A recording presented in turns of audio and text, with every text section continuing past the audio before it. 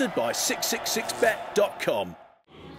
Kugan Cassius IFL TV in association with Macklin's Gym Marbat and 666bet. With me, I've got former IBF middleweight champion of the world, Darren Barker. Oh, mate. All right. Hello.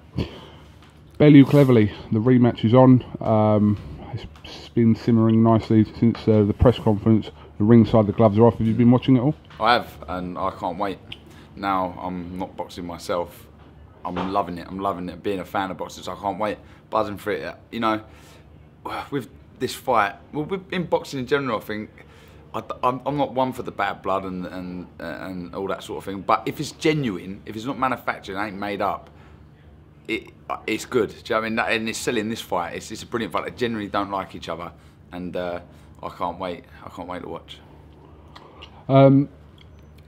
Obviously, the initial build-up from the two come from their press conference at the O2 3 years ago, where the fight didn't actually happen. But since then, they've been ticking away, and the whole cruiserweight thing as well is just going to add to an explosive night come next week. Oh, it's gonna, you know, all the talking's done now. Like you say, it's showtime now. All the words, the war of words, all finished. It doesn't matter what's said now, as long as they're both prepared properly. It doesn't matter who says what. It's when that first bell goes, get down to business and show what you got. And I can imagine they'll both be very nervous because they've both had a lot to say. They both genuinely don't like each other. And I can imagine, I've never really fought anyone who I didn't like, but I can imagine if I did, I'd be even more nervous just because I wouldn't want to lose to that person. So I can only imagine the emotions of both of them. But obviously that will make the winning that much better for the winner, and the loser, it's going to be devastating. What did you think about the approach by both fighters? Cleverly seems to be playing a little bit cooler than Bellew. I mean, I didn't say Bellew lost his rag, because he hasn't. He's just been a bit more direct in his approach. And I think that's their characters. I think Nathan's a lot more laid back. He's not as fiery, but Tony is. That's how he is, and I almost think Nathan's laid back approach is winding Tony up a little bit, but.